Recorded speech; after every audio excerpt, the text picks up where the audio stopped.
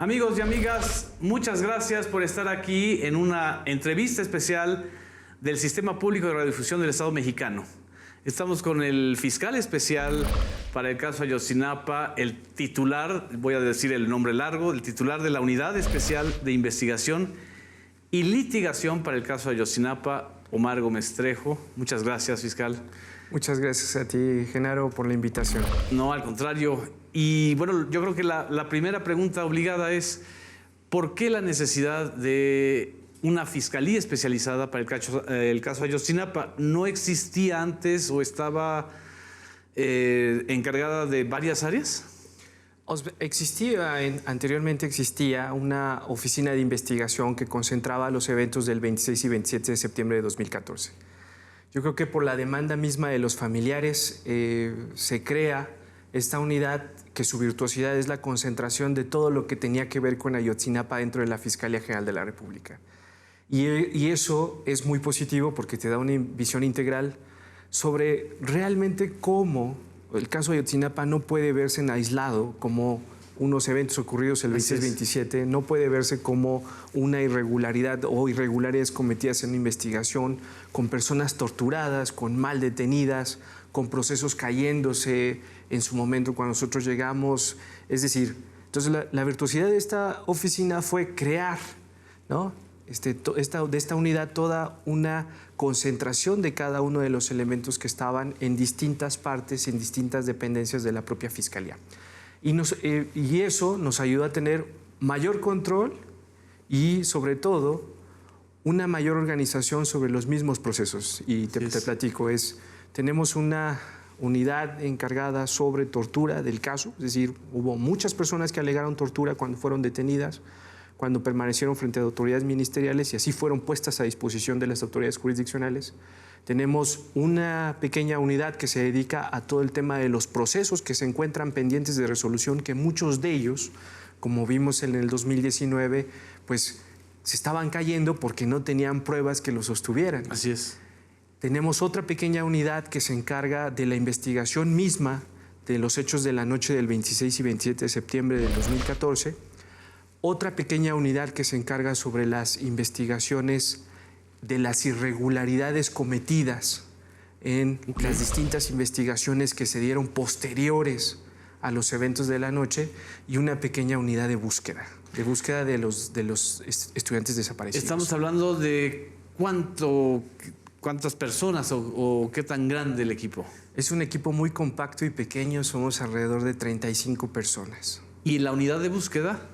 Son 4 personas. 4 personas. 4 personas. Pero entiendo que digamos que se reactivaron las colaboraciones y el apoyo de la unidad forense, del equipo argentino forense, sí, de antropología forense y también del GIEI. ¿Es exacto decir que se reactivaron o estaban ahí? El equipo argentino de antropología forense son los peritos de las familias. Es decir, ellos siempre han estado activas en todo ese periodo de tiempo. ¿Qué hicimos nosotros en materia de búsqueda? Cuando llegamos a la unidad empezamos a reabrir la búsqueda. Sí. Incluso fue bien importante el hecho de que mismo el propio presidente de la República, el fiscal general de la República, mandan mensajes muy claros para recibir colaboraciones por parte de la sociedad con la final de 2 cosas: localizar a los estudiantes desaparecidos, que eso implica procesos de búsqueda, o saber qué ocurrió en la noche del 26 y 27 de septiembre. Cosa importante ha sido, Genaro, que hemos tenido un impacto y la oficina ha recibido colaboraciones importantes con la finalidad de saber estas 2 cuestiones, incluso de las otras mismas investigaciones que estamos llevando dentro de la unidad, que no solo es búsqueda y los hechos que se terminaron el 26 y 27 de septiembre, sino de otros eventos mismos que tienen que ver con el caso Ayotzinapa. Y eso pasa por la confianza. Yo sí estoy convencido de eso. Esta confianza que es tan frágil, sobre todo si estamos hablando de los familiares de 43 jóvenes desaparecidos, se rompió desde el inicio pues digamos, de lo que debió haber sido una investigación mucho más puntual, profunda, y trató de sepultarse a través de un expediente construido en la Procuraduría General de la República del gobierno anterior. Durante 4 años no se continuó ninguna búsqueda, ningún esfuerzo por ir más allá de lo que ya había dicho el procurador Jesús Murillo Caram. Después después de que se anuncia la hipótesis que se generó en aquel entonces, hubo un par de ejercicios adicionales de búsqueda, uno muy profundo. Una de las recomendaciones del Grupo Interdisciplinario de Expertos Independientes fue que se utilizara una tecnología LIDAR, así se le conoce, la tecnología LIDAR, por 60 metros cuadrados. Y eso se hizo en ese tiempo. O sea, se hicieron los sobrevuelos. ¿Qué significa eso? Es una búsqueda en... Es una búsqueda que se hace en un determinado espacio que se hizo en la parte norte de la ciudad de Iguala Guerrero, que era el lugar en donde más fosas se concentraban. Entonces se hicieron una serie de sobrevuelos con unas fotografías, con unas acabados impresionantes. No, fue a través de una avioneta. Una avioneta que llevaba una cámara fotográfica que va haciendo fotografías conforme va volando, y eso te permite tener una mayor claridad sobre la variación en el terreno, ¿no? Sí.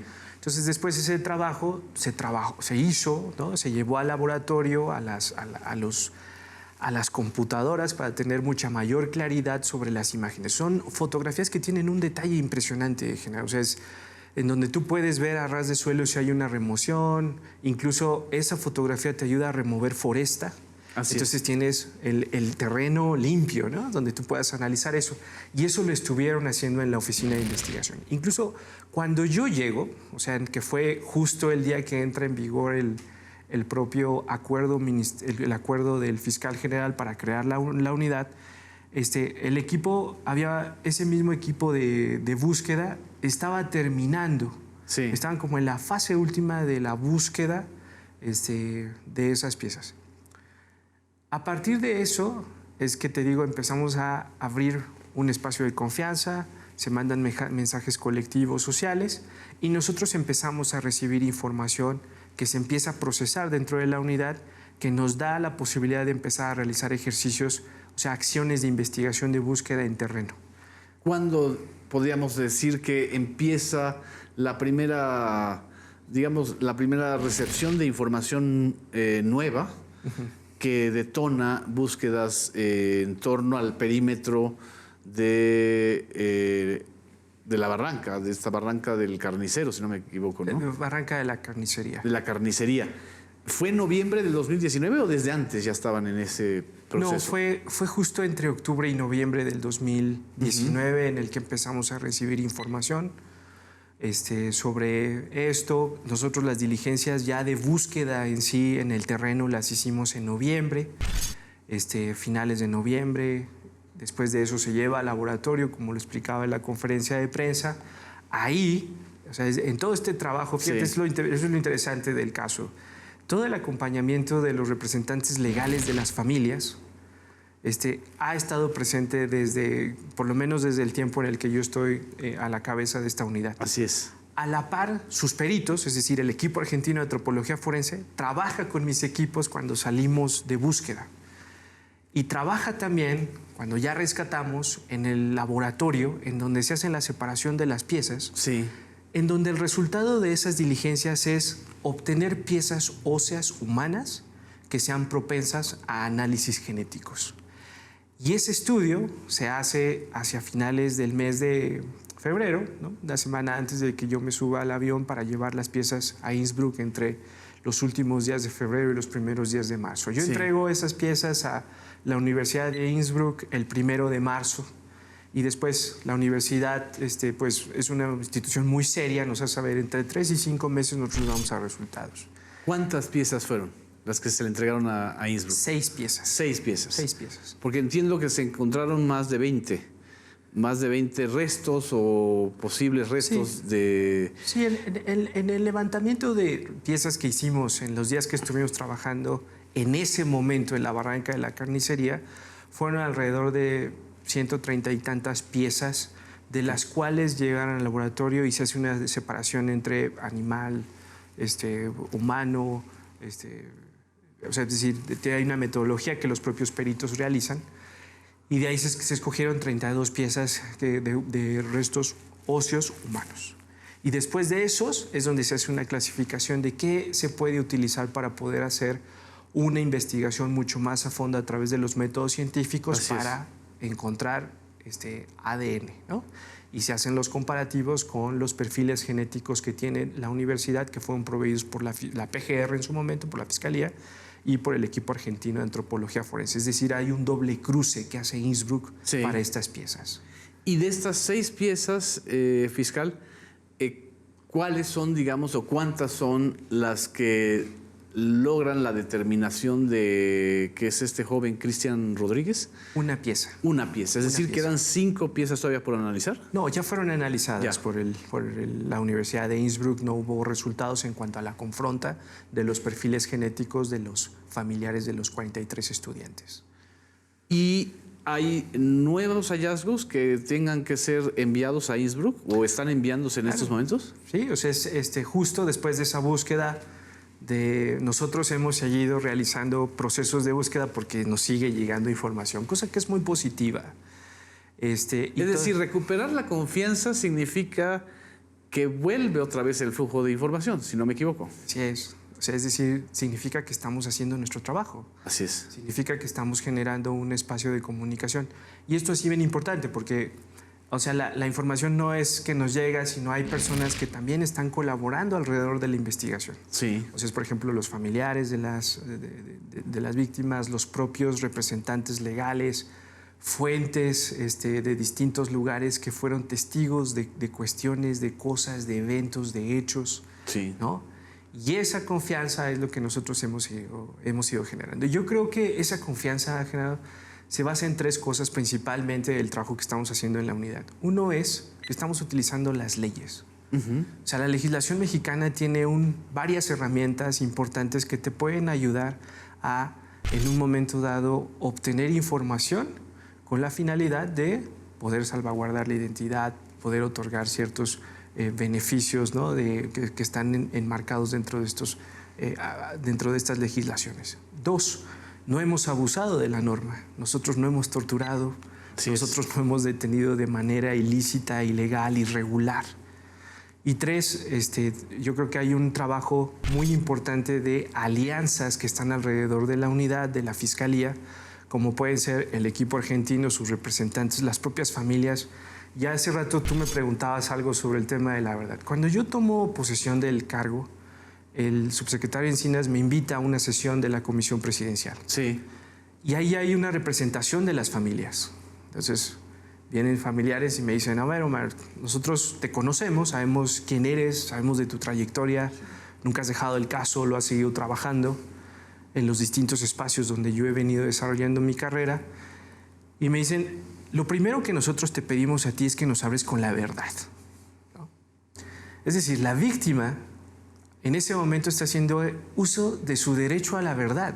Claro. Porque me están exigiendo a mí como autoridad el hecho de que yo pueda desempeñarme en una forma apegada a las leyes, con ética, con profesionalismo, en donde me están diciendo cosas incluso, aunque sean duras de decirnos, Omar, no las tienes que decir.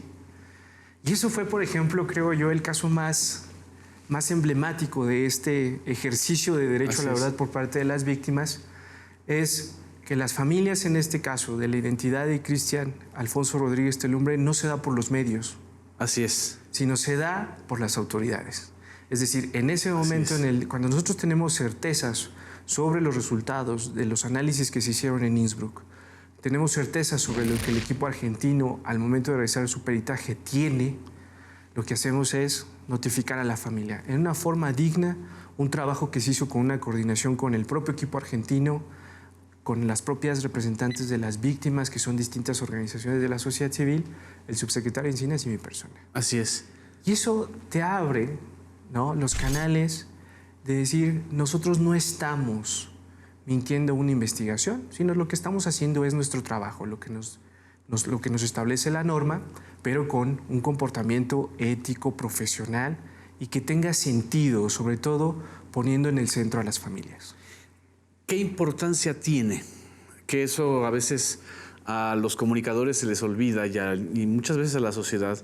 ¿Qué importancia tiene de tener este trato respetuoso con las familias, no revictimizarlos ni revictimizarlas? Porque desgraciadamente en el sexenio anterior fue digamos que sádico. Yo lo escribí así. Era un tratamiento sádico. Se les quería imponer una verdad, ¿no? Yo creo que al momento de decir, esta es la hipótesis con la que decimos, aquí se cierra, no hay más búsqueda, no se busquen más, a sus familiares regresen a sus casas, tú cierras la posibilidad de ejercer un derecho que es esencial para las víctimas, su derecho a la verdad, su derecho al acceso a la justicia, su derecho de demandar que haya respuestas concretas de dónde están nuestros hijos. El hallazgo de Cristian, el saber que hay un lugar diferenciado en los lugares en donde supuestamente habían ocurrido los hechos que ellos señalaron en el 2014, 2015, te abre las posibilidades de nuevas líneas de investigación. Así te es. abre posibilidades de poder recrear un ambiente diferenciado, ¿no? Saneado incluso, en donde las mentiras no se dicen más, sino que lo que habla es la investigación científica y rigurosa apegada a las normas legales. Eso es lo único que estamos haciendo nosotros. Así es. Fiscal, si nos da unos minutos, vamos a un corte y regresamos aquí con el fiscal especial para el caso Ayotzinapa. Vamos a continuar hablando sobre estos nuevos hallazgos, esos primeros resultados de una investigación que realmente ha sido fundamental para la historia reciente de este país. Regresamos.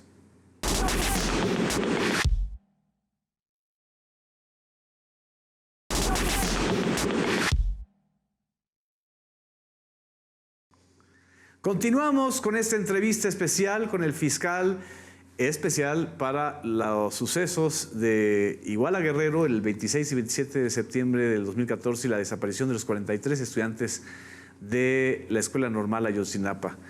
El fiscal Omar Gómez Trejo, muchas gracias. En la parte anterior hablamos de la importancia de los primeros resultados que se han generado en estos meses, la importancia de tener una fiscalía especializada que evite esta dispersión, que a final de cuentas también genera impunidad en las investigaciones. Y yo quisiera preguntarle en términos casi de novela negra, de novela policíaca. Es casi un lugar común decir que los primeros 10 días o las primeras 48 horas de un crimen y del lugar donde ocurrió ese crimen son claves. Y desgraciadamente han pasado más de 5 años. ¿Hay algo que se pueda recuperar de esas primeras investigaciones, de esos primeros 10 días de búsqueda, cuando se encontraron un montón de fosas alrededor de Iguala y todavía no estaba claro qué estaba sucediendo? Es importantísimo, incluso el estándar internacional en materia de derechos humanos para una investigación en materia de desaparición forzada, las primeras horas son las más importantes. Así es. ¿No? Son las claves. Hay muchas piezas de investigación que están rescatables, son rescatables, que nosotros hemos considerado. E incluso te comento que hay parte de toda esta nueva dinámica, ¿no?, de investigación, de estas nuevas declaraciones mismas. Hay declaraciones que hemos recibido, ¿no?, de entrevistas que hemos recibido dentro de la unidad, que nos obligan, ¿no?, a tener también mucha de la historia que se fue generando a inicios de eso. Incluso te puedo comentar también que la Fiscalía Local en su momento fue a buscar a varios lugares y se les negaba el acceso, ¿no? ¿Cómo? Es decir, ¿se les negaba el acceso en algunos municipios? No en municipios, sino en lugares, por ejemplo, de detención, en lugares de búsqueda, ¿no? O sea, es decir, y yo lo entiendo ahora, o sea, una investigación bien conducida, uno de los principales elementos es la búsqueda, de lo que hablábamos hace rato. Así es. Y yo creo que esa parte de esa investigación que se realizó en su momento por parte de las autoridades locales iba encaminada porque ellos sí inician hablando sobre el delito de la desaparición forzada. Exactamente. Y después, o sea, es una investigación que por la Facultad Federal se atrae a la PGR y después de ahí lo que conocimos fue que el delito sufrió una modificación y lo que empezaron a buscar fue más tipos penales como el secuestro, la delincuencia organizada, la posesión de armas. ¿Por qué la insistencia de la investigación federal del sexenio pasado de no seguir la pista de la desaparición forzada? Es decir, no seguir la pista que involucraba a los agentes policíacos municipales, estatales e incluso la posibilidad de elementos militares. Sí, o sea, no sabré cuáles serán las razones, posiblemente el hecho de que el delito de secuestro tenga más años de punibilidad, pero ese tipo de razones frente a una investigación seria no son argumentos. Lo que tú tienes más bien es que observar cuáles son los elementos que encierra tu tipo penal y en función de ellos construir. En ese momento, en esos primeros días, tú ya tenías una claridad de que los estudiantes habían sido detenidos por elementos municipales que son agentes de Estado, ¿no? Bueno, agentes municipales de Iguala. Por eso, o sea, es decir, bueno, representantes, o sea, agentes municipales. Y en función de eso, los elementos posteriores a una desaparición forzada es la negativa a esa detención y después un ocultamiento. Y los tres elementos en esos primeros días estaba claro. En el caso, por ejemplo, de los agentes, ¿es útil todavía investigar a este grupo paramilitar llamado los bélicos? Importantísimo. ¿Por qué? Bueno, porque fueron parte de lo que se tiene en las investigaciones. O sea, es decir, yo creo que en la investigación tú tienes que partir de los principales actores que estuvieron involucrados en los escenarios de las detenciones. Si recuerdas la narrativa de los hechos, incluso hasta donde se tiene claridad, son dos principales lugares en donde los estudiantes son detenidos. Investigaciones alrededor, como fue la Comisión Nacional de Derechos Humanos, el propio grupo interdisciplinario de expertos independientes, hay claridad sobre estos dos momentos. A partir de ahí es que nosotros empezamos también a hacer búsqueda de información y hacer una investigación sobre los propios lugares de detención, es decir, a estos estudiantes hacia dónde los llevaron, hacia dónde estuvieron resguardados, si hubo lugares de resguardo o no, quién los negó para que en su momento pudiesen ser investigados. Así es. O sea, es decir, y esa es la narrativa y esa es la investigación que nosotros estamos conduciendo. Esa investigación todavía está en curso, no hay nada certero. Claro. Claro, es importante porque lo que te puedo comentar, Genaro, es que detalles muy claros sobre cómo va avanzando el evento mismo, ahorita hemos avanzado en ellos. Sí. Antes elementos que antes no se tenían, ¿no? O sea, dos lugares de detención. Sí. ¿Qué sucedió? Por ejemplo, ¿quién rescata a los estudiantes de la calle Juan N. Álvarez después del evento de incidencia de violencia que se da a la medianoche? ¿Qué sucede con ellos, no? Es decir, incluso... Que además hay un video que lo vimos todos, en donde es muy claro que hay policías o agentes ministeriales a los que los jóvenes le están gritando no nos disparen. Así es. Y de repente esa pista desaparece. O sea, incluso la propia calle Juan N. Álvarez, que es uno de los lugares de la detención, sufre un evento de violencia. Después de ahí salen, ¿no?, unos vehículos que llevaban estudiantes en las partes traseras de los vehículos. Después de ahí, ¿qué sucede? Eso es lo que estamos construyendo. Eso todavía no hay nada certero. Nosotros ya tenemos elementos muy claros del avance de cómo se da ese escenario. Exacto. Después tienes el otro lado, a unos kilómetros, otro escenario que fue la detención que se da en el Palacio de Justicia, abajo del Palacio de Justicia. Obviamente ahí hay muchas piezas, muchas cuestiones que hemos ido avanzando con tal de tener claridad hacia dónde es el destino de los estudiantes. Y es donde yo te digo, hubo lugares en donde los privaron de su libertad, ¿no? Después de eso, ¿hacia dónde van? ¿No? O sea, es decir, las hipótesis iniciales que en su momento había son de dichos, pero dichos que incluso se contraponen. Okay. Un tribunal federal ya marcó una pauta muy clara de mucha ilicitud en pruebas que en su momento fueron levantadas. Había contradicciones muy graves entre unos y otros. Y ese tipo de cuestiones, el tribunal, en su seriedad, ya los eliminó, ya no están ahí. Entonces, eso es donde nosotros sí tenemos mucho cuidado de cómo ir construyendo una investigación. O sea, los familiares nosotros les hemos comentado, incluso lo comentaba en estas reuniones que tienen con el presidente, es una narrativa que se va a ir creando, o sea, va a haber, ¿no? Pero que va a estar muy bien sustentada. Y ese es el principal interés que nosotros tenemos. Entonces tenemos por un lado la búsqueda todavía de los jóvenes, de lo que ocurre en esa búsqueda. Por otro lado, la reconstrucción de los hechos de la desaparición forzada. Claro. Y por otro lado, ¿qué es lo que se está investigando también? ¿El móvil? Claro, el móvil o los actores, ¿no? Los actores. Es en función de cómo va avanzando, cómo vamos descubriendo una narrativa.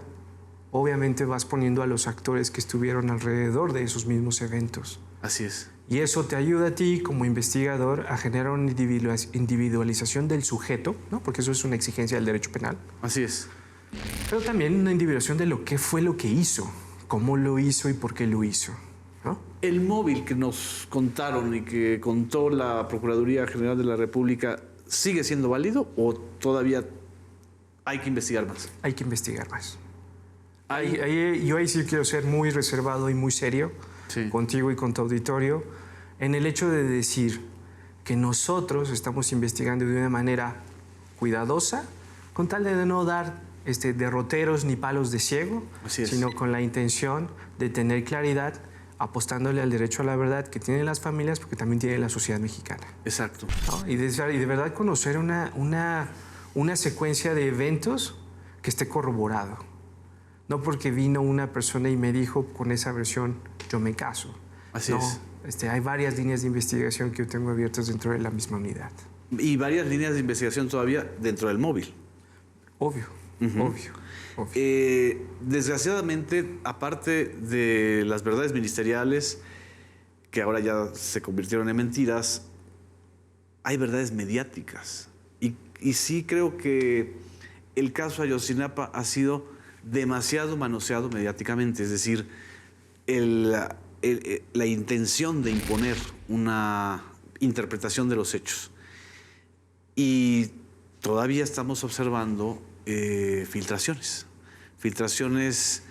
que, digo, es inevitable en un contexto como el de la relación prensa y poder en México, pero sí me gustaría de su parte, fiscal, una reflexión de por qué es necesario evitar publicar o difundir filtraciones en este momento.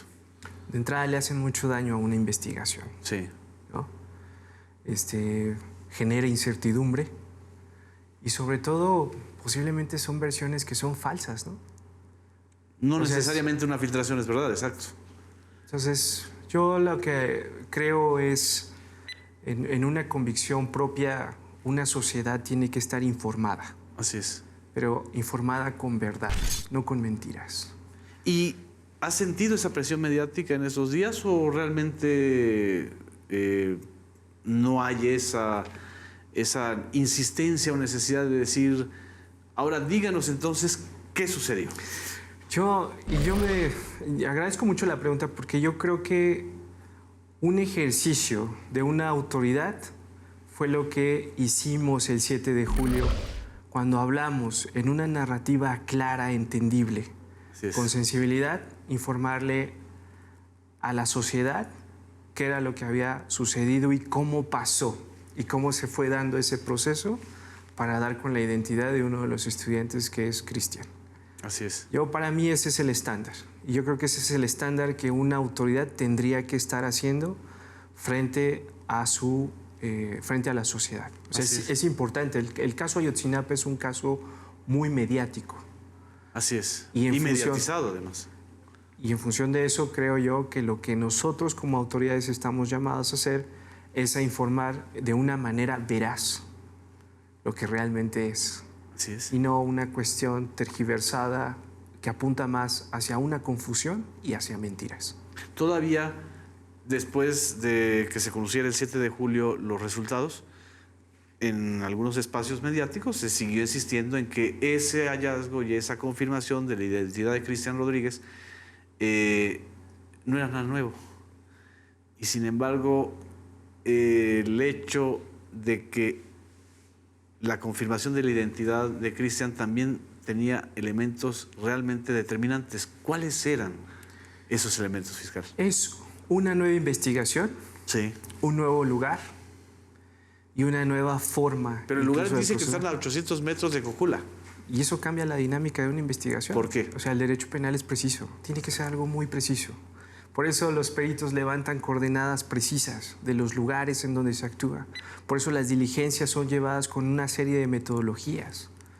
Esa precisión, ¿no? Y me acuerdo que en la prensa incluso había ejemplos donde decían, no es lo mismo un asesinato que se cometa en la habitación principal en donde dormía la persona que en la cocina. ¿Por qué? Porque el entorno ya te cambia, Claro. el contexto te cambia. Y este contexto ha cambiado. Esta investigación ha cambiado, porque rompe con lo que supuestamente en el año 2015 señalaban. O sea, el móvil es diferente y entonces lo que sí nos demuestra el hallazgo de la prueba de Cristian, que fue rescatada de manera impecable por las pericias distintas en el campo, por la fuente que nos da la información, por el trabajo que se hizo de separación del laboratorio y posteriormente llevarlo a un laboratorio que tiene toda la credibilidad del mundo de trabajar con piezas complicadas. Así es. ¿No? Y después un proceso de delicadeza y de mucho tacto por parte de las autoridades frente a la familia, te marca una diferencia. ¿Había indicios de fuego? No, o sea, había algunas de las piezas que nosotros llevamos tenían indicios de fuego, o sea, que habían sido ¿Incineradas? expuestas a calor, ¿no? Ok. La pieza de Cristian no. La pieza de Cristian no. La pieza de Cristian. ¿Y eso puede ser determinante todavía o está hablando de otra dinámica? Es determinante en función de que te genera una nueva línea de investigación que te abre otras posibilidades, otras hipótesis de trabajo. Y eso es lo interesante. ¿Y el sitio, qué diferencia tiene con el basurero de Cocula? No solamente la distancia, en el sentido de... No quiero forzarlo a decir algo que no esté confirmado ministerialmente, pero en ese contexto, ¿qué significa que en esa barranca se hayan confirmado restos de estos muchachos? Es diferente, o sea, en cuanto a el medio, ¿no? El lugar, es diferente. ¿Significa que no arrojaron restos en el río San Juan, como se nos había dicho también en la investigación pasada? Pues justo esa diligencia del famoso río de San Juan es una de las principales, fue de las primeras consignaciones, solicitudes de órdenes de aprehensión que solicitamos por todas las irregularidades que tuvo. ¿No? Fue en contra de Tomás Herón de Lucio. Solicitamos en marzo de este año orden de aprehensión por toda la claridad, por todos los medios de prueba que teníamos en función de cómo se llevaron a cabo diligencias apócrifas. Y se mantiene vigente esas órdenes de aprehensión, es decir, no solamente contra Tomás Herón, ¿no? Sí, o sea, a partir de eso nosotros hemos ya iniciado pues un trabajo de lo que le corresponde al Ministerio Público. Generar propuestas bien construidas, contundentes, que se presentan ante las autoridades judiciales y que ellos resuelvan. Y antes de irnos a un corte, fiscal, una breve reflexión. ¿Qué importancia tiene que sea extraditado Tomás Herón a México? Es clave. Es clave porque eso significa que frente a la carga probatoria que nosotros tenemos acreditada para que le otorgaran a él una orden de aprehensión, pues tiene que venir a rendir cuentas frente a la justicia, ¿no?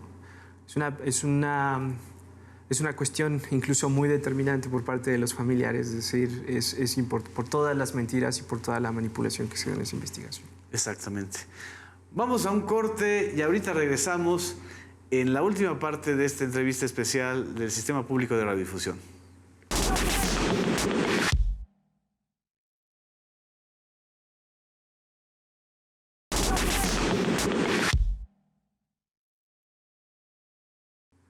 Continuamos, amigas y amigos, en esta entrevista especial con Omar Gómez Trejo, fiscal especial para el caso Ayotzinapa. Ya hemos diseccionado estos primeros avances, la importancia también de las primeras investigaciones y del hecho de, pues, de investigar a los responsables o a los presuntos responsables de la construcción de una mentira. Pero también Ayotzinapa, con toda esta tragedia y con todas estas historias de dolor, tiene una parte luminosa muy importante. Y esa parte luminosa es la importancia internacional, global, que tiene este caso. El apoyo de muchísimos colectivos de derechos humanos y la presencia en México del grupo interdisciplinario de especialistas independientes. ¿Este interés internacional fiscal continúa? ¿Hasta qué punto sigue siendo importante? Es bastante relevante, general. O sea, en el sentido de que tuvimos una etapa de asistencia internacional, en este caso en el 2015, 2016. ¿No? Dos proyectos muy concretos sobre líneas de investigación, incluso recomendaciones de cómo practicar protocolos de Estambul, cómo generar líneas de investigación, ¿no? Sí. O sea, es decir, muy precisos. El GIEI, o sea, es decir, y podemos empezar a hablar de los actores internacionales. Así es. El Grupo Interdisciplinario de Expertos Independientes está de nuevo en México, han venido ya colaborando con la Fiscalía, con la Comisión de la Verdad. Cuando decimos, perdón, están de nuevo en México, ¿significa que van a hacer otro informe distinto a los que ya tenían ellos o es otro mandato? Parte del mandato, o sea, sigue siendo asistencia técnica internacional. Y parte de su mandato establece que creo tienen que entregar un informe en un determinado número de tiempo sobre lo que ellos vean de cómo se están haciendo las cosas. Pero también hay una asistencia técnica directa hacia la unidad, ¿no? O sea, es decir, hay un trabajo que se viene construyendo con ellos en función de la experiencia y el profesionalismo que tienen. Naciones Unidas, la Oficina del Alto Comisionado de Naciones Unidas para Derechos Humanos aquí en México también tiene una participación, es observadora dentro de la Comisión de la Verdad. Generan un diálogo, una interacción con la unidad misma. La Comisión Interamericana de Derechos Humanos, que ellos siguieron monitoreando a través de la medida cautelar que se encuentra abierta desde el momento en el que sucedieron los hechos y hay un seguimiento puntual. Crearon un mecanismo especial de seguimiento al caso y ahora pues tienen una presencia en el país y sobre todo con un trabajo que empuja hacia los propios expertos respaldados por la Comisión Interamericana. El equipo argentino de antropología forense, ¿no? O sea, es decir, que es un órgano internacional, ¿no? O sea, que tiene ese carácter extranjero, pero que está trabajando de la mano con las víctimas y por consecuencia con la unidad. ¿Ellos están colaborando con el pago de alguna institución o ellos están ante el llamado de las familias? ¿Ellos Así acudieron? es. ¿Cómo es el esquema Ante el llamado de las familias, ellos están acá. Desde aquel entonces, te digo. O sea, ellos tienen una participación activa, nunca se ha... nunca han parado, o sea, es decir, ha sido continua, ¿no? ¿Y qué tal está la colaboración ahora con ellos? Entiendo que se ha mejorado muchísimo. Muchísimo. O sea, es importantísimo, creo yo, y por eso resalto la importancia y lo virtuoso que es el proceso de tener una observancia internacional en un caso tan paradigmático como lo es Ayotzinapa. Te digo, estos actores son claves y relevantes para el trabajo que nosotros hacemos, porque hay mucho compromiso, o sea, es decir, también a mí mi trabajo me lo están verificando a nivel internacional, claro, ¿no? O sea, es decir, hay una lupa que me pone en el trabajo que estamos haciendo. Por eso estoy encontrando, ¿no? Como esa forma de echar a andar una nueva forma posiblemente de investigación. Esto, yo creo que y aquí resalto un poco de lo que hablábamos hace rato en la entrevista, es una observancia internacional, un compromiso político que es la Comisión de la Verdad con quien dialogaste previo a esta entrevista que estamos teniendo. Así es. Un compromiso presidencial que se consagra en esa comisión, un compromiso del fiscal general nombrando un fiscal independiente en una fiscalía independiente autónoma, está haciendo su trabajo, y un grupo de familiares que están demandando su derecho a la verdad y a la justicia. sus derechos, ¿no? Así es. Entonces, ¿no? ese modelo, por así decirlo, creo yo que es muy virtuoso, ¿no? Y hay una pieza que creo que está haciendo falta, pero creo que está ahí presente, el Poder Judicial. ¿Qué tanto se ha avanzado con el Poder Judicial, con los jueces, con los... porque además parte también de la tragedia de Ayotzinapa ha sido pues, estos jueces tan extraños que de repente detuvieron y liberaron luego a muchos implicados, ¿no?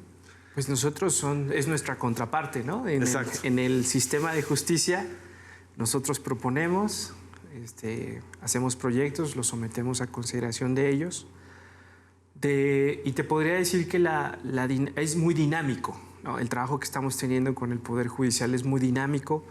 Hay un acuerdo, compromiso que se firmó en marzo de este año entre el presidente de la República, el fiscal general y el presidente de la Corte Suprema, con la finalidad también de ver cómo es que desde el Poder Judicial los propios procesos y la interacción que tienen con la Fiscalía, con las familias, con sus representantes legales como coadyuvantes, se está dando, ¿no? Y yo creo que es importante, ¿no? Resaltar esos marcos porque hay un trabajo que como un cierto binomio, ¿no? Que se va complementando en el sentido de ir encontrando justicia y verdad para las familias. Y se lo pregunto al fiscal porque desgraciadamente pues también en medio de esos avances vimos como un juez o una juez volvió a liberar a Casarrubias, Ángel Casarrubias, uno de los presuntos implicados. Siempre hay un riesgo de que vuelva a ocurrir este asunto, ¿no? Que hayan jueces de consigna, ¿no? ¿Y cómo evitarlo? Pues ahí es bien importante, yo creo que resaltar los aparatos de fiscalización internos de los órganos. Sí. Y yo creo que ahí este tipo de cuestiones tienen que ser solucionadas por las mismas instituciones. Sí. Yo estoy muy claro, incluso lo puedo señalar en el sentido de decir, varias de las órdenes de aprehensión que yo he solicitado a autoridades judiciales y que han sido otorgadas van en contra de funcionarios públicos, incluso mismos de la Fiscalía General de la República. Y ese tipo de cuestiones lo que ayuda, y en el fondo lo que tienen que hacer e impactan, es a los modelos de limpieza interna, ¿no? El famoso vetting, la limpia interna de las propias instancias, de las propias instituciones. Yo creo que el caso Ayotzinapa también tiene que pasar por esas lecturas, en el sentido de que si fueron autores materiales, intelectuales, no solo de la desaparición, sino también de toda la secuela que posteriormente se dio en el caso que conocemos bien, tiene que mandarse ese mensaje importante de que las instituciones también se depuran. Así es. Y que la justicia es el mejor aparato para la depuración de las mismas instituciones. ¿Es una desintoxicación? Es una limpieza que se tiene que dar. Sí. O sea, en el mundo hemos tenido muchos modelos que nos han enseñado cómo es que se realizan este tipo de prácticas. Y tienen que ser las mismas instituciones las que se dan a esa tarea a través de mecanismos en donde las personas tienen sus garantías. Sí es. O sea, es decir, las mismas garantías constitucionales, convencionales que tienen las personas para defenderse frente a un tribunal, son las mismas que tienen que tener estas personas para poder acceder a la justicia. ¿Esto incluiría a los cuerpos policíacos y al mismo ejército? Así es. O sea, yo sí creo que, es decir, la depuración tiene que ser por el Estado. Entonces, el Estado incluye a todos los entes y órganos, aparatos que forman parte de ese Estado. ¿El Poder Legislativo ha estado colaborando de alguna manera o nada más está, digamos, no ha sido necesaria una comisión de observación o de seguimiento?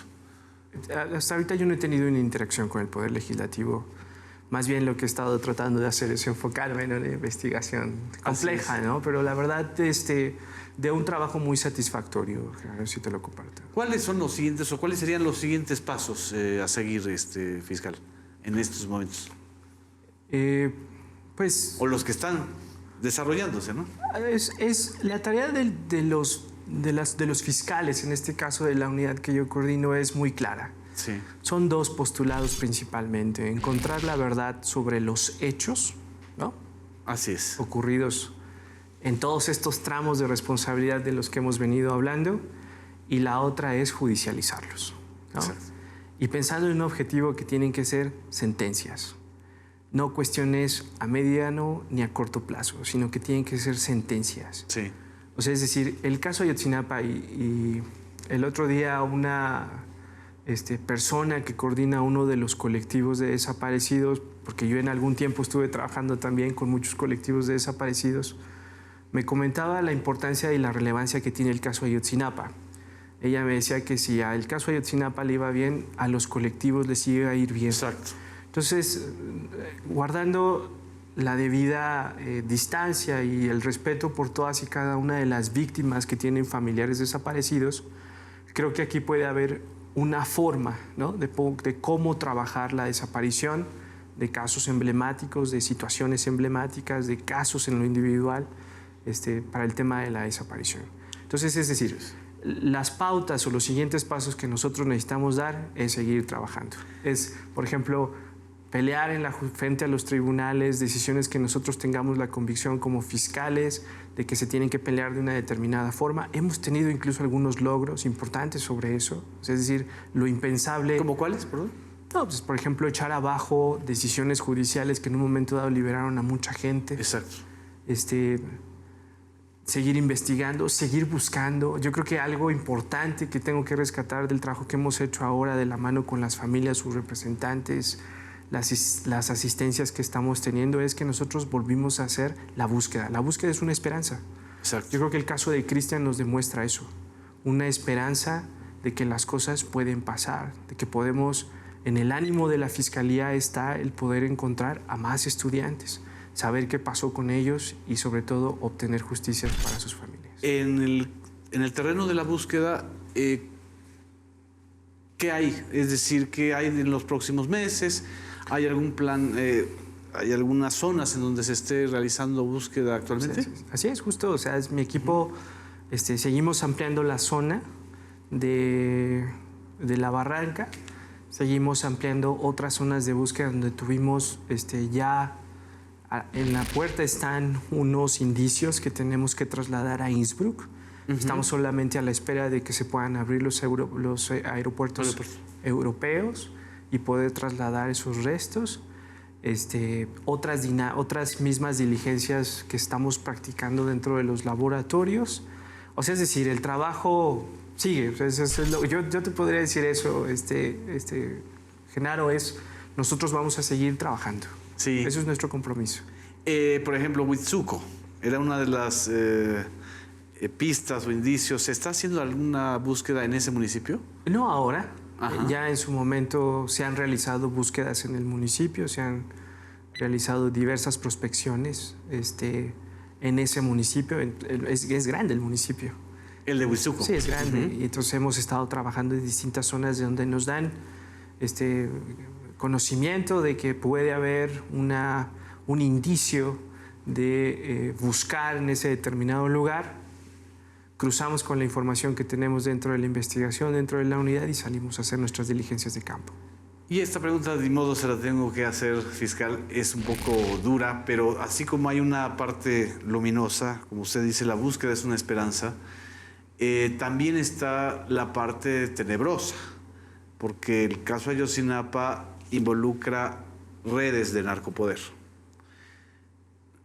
¿Ha recibido usted amenazas, presiones de estas redes o están simple y sencillamente por ahora a la expectativa? No he recibido ninguna... Qué bueno. O sea, respecto a eso, el caso Ayotzinapa es un caso de macrocriminalidad, como se le conoce. Macrocriminalidad. Es una participación incluso por parte de entes estatales frente a grupos que tienen controlados determinados lugares. Uno de ellos puede ser el narcotráfico. Y eso forma parte de toda la carga de investigación, de todas las líneas de investigación que tenemos. Muchas de ellas ya habían sido marcadas, ya habían sido delineadas, muchas de ellas ya tenían algunos elementos de la investigación anterior. Lo que estamos haciendo es recuperar esas, o ya las recuperamos y reencaminamos líneas de investigación hacia ese tipo de esquemas. Excelente. Pues muchas gracias, fiscal. Gracias a ti, ha sido una plática muy, muy, muy reveladora. aquí hay pistas, hay elementos sólidos. Y sobre todo me quedo con la frase que usted dice, que la búsqueda es una esperanza.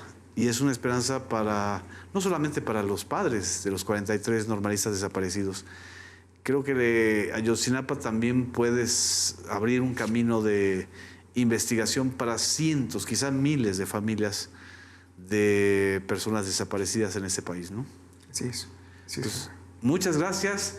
Aquí culminamos esta entrevista especial para los medios públicos mexicanos con el fiscal especial para el caso Ayotzinapa. Gracias.